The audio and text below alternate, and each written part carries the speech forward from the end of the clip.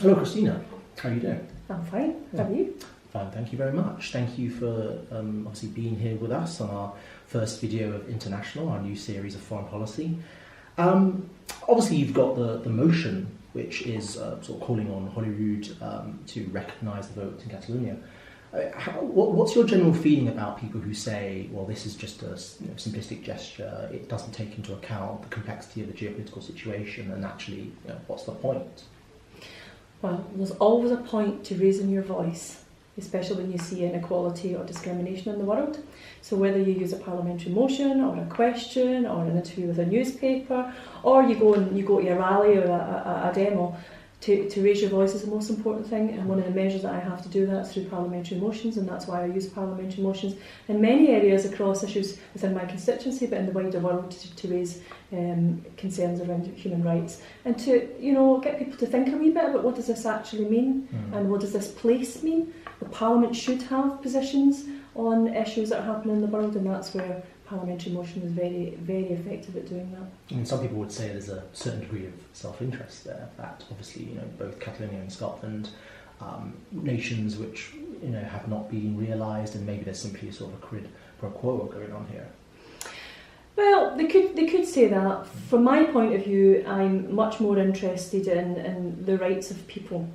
So one of those rights is the right to self-determination, which I believe the Catalan people have voiced in a referendum.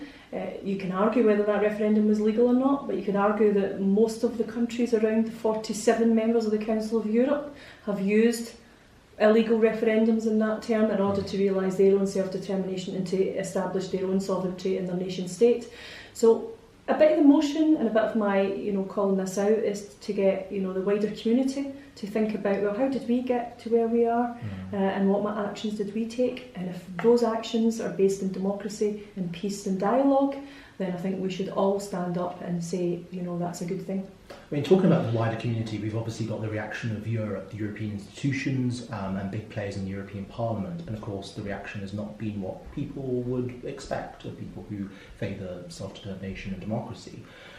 What do you feel is the fallout in terms of the way in which a lot of people in Scotland may start to feel about the EU? Because I know a lot of people are disappointed. I mean, what's your general personal feeling? Well, I sit in the Council of Europe's Current Affairs Committee, so I'm part of that bigger, wider EU institutions, and I'm disappointed. The other side of it is I can see some of the arguments that they've got, because they don't want a further fragmentation of Europe, and we've seen what happened in the Balkan states when that did happen then, and the issues that arose from that, and the restorative sort of justice and practice is still going on right now to rehabilitate some of that. So you can see where the concerns are, because fragmentation of Europe in the past has led to, in some cases, violence. However, in not recognising Catalonia's right, I think that could further fragment Europe, not essentially through violent actions, but if you look at the history of Europe, borders and boundaries have changed all the time for centuries, and it's usually been about power and violence. Whereas what the Catalan people have done has shown we can do this differently. They've looked at maybe a new modern way to look at how do we change boundaries and borders to be more reflective of our society, of our, the will of our peoples. And they've taken the action of a referendum and civil action in a peaceful way to do that. So rather than maybe wars deciding where the lines get drawn on maps, referendums will decide that in the future.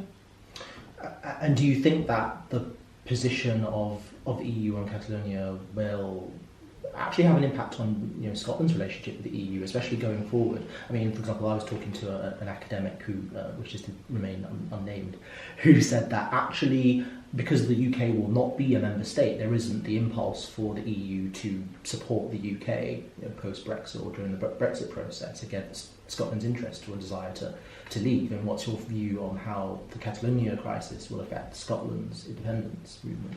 Well, I think the bigger European Union position it will become untenable.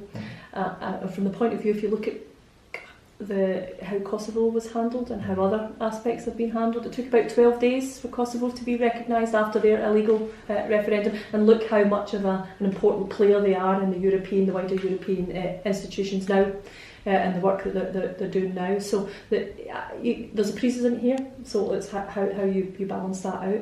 Whether the EU really care too much about what the United Kingdom think or not, because we would be out, so they would be the 27 and we'd be the one outside. That's an interesting intersectionality with what's happening in Scottish politics right now about, you know, some of our drive to self-determination, our vote in the referendum on Europe to remain within Europe, and how, you know, many of us think that whatever actions the UK government take in Europe, they're not representing us. So there's a bit of a disconnect there.